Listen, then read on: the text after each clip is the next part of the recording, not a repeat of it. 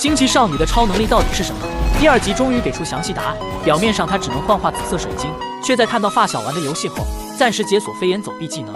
但后面的一个细节却暗示出她真正的超能力。开始时水晶还十分脆弱，一触就碎，但在发小的帮助下，她终于意识到能量并不来自于手镯，而是来源于体内。Like the bangle unlocked the superhuman part of you. 水晶轻而易举便附着在手上，但她还没学会如何脱离。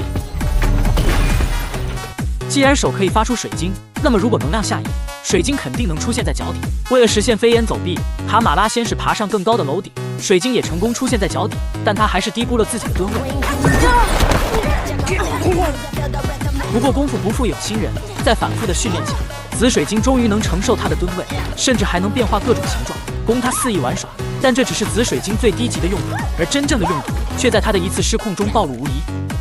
这天他又偷溜出来参加派对，看到有人要跳水，他上去就想把人接住，还好发小及时制止。不过等跳水的人上岸，卡马拉立即陷入了幻想，因为对方就是校草卡姆兰。更令卡马拉难以自拔的是，校草竟主动找他搭话，甚至还开车送他回家。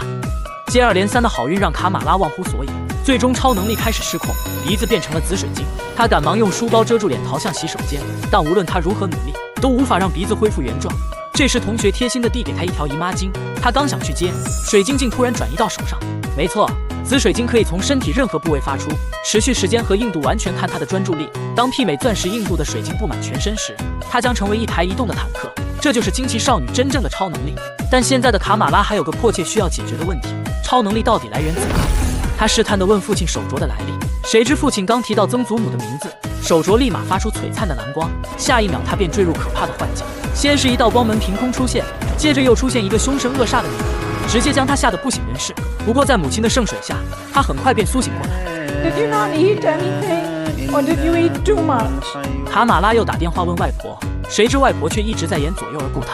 恰巧父亲来查房，情急之下他一伸手，一团水晶直接将门封死，而外婆也趁机挂断了电话。第2天，卡马拉又去问母亲曾祖母的事，谁知母亲听后却脸色大变，不但称曾祖母是家族的耻辱，更严肃地告诉他，以后不准再提那个女人。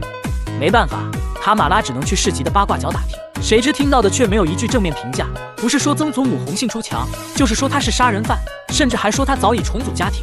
与此同时，一个小网红爬上塔楼，不但将一只腿跨出窗外，还探出半个身子拍照打卡，结果下一秒呼救声成功引起卡马拉的注意，他的超能力终于要正式登场。眼看窗帘只剩一个挂钩，卡马拉脚踏七彩水晶飞速赶来。他先是在男孩脚底放一块水晶，自己则迅速向上移动，谁知小男孩脚下一滑，挂钩直接爆发。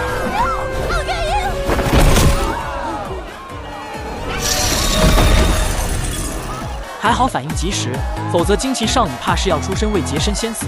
不过作为第1次正式出场，卡马拉感到十分的骄傲，救人视频更是秒登热搜，获赞也瞬间甩了我几十条街。现在只要男孩拾级而下，救人就可以完美落幕。可让卡马拉没想到的是，手镯突然再次散发蓝光。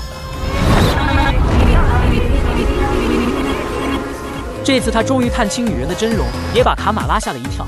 紫色水晶也瞬间碎裂，卡马拉赶忙伸出大手却没抓住，只能不断往男孩身下丢水晶，减缓他下坠的速度。最终男孩重重地跌在车上，传出痛苦的哀嚎。听到人群中传来指责，卡马拉知道这次救援他算是彻底失败了，自责让他迅速逃离现场，再找到一个无人角落缓步落地。谁知一回头，一架无人机正盯着他，知道大事不好，他撒腿就跑，不料前方又出现一架无人机，卡马拉一拳将其击碎，继续向前逃跑。突然一堆飞车出现在巷口，下来大批全副武装的特工，顾不得多想，卡马拉赶忙召唤水晶射击而上，眼看就要逃出升天，对方竟然发射离子炮。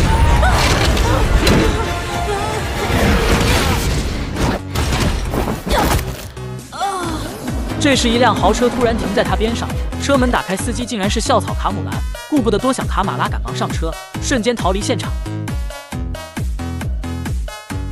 在车里，卡马拉刚摘下头套，车后突然出现一个声音，回头一看，竟然是曾祖母。I've been waiting a very long time to meet you.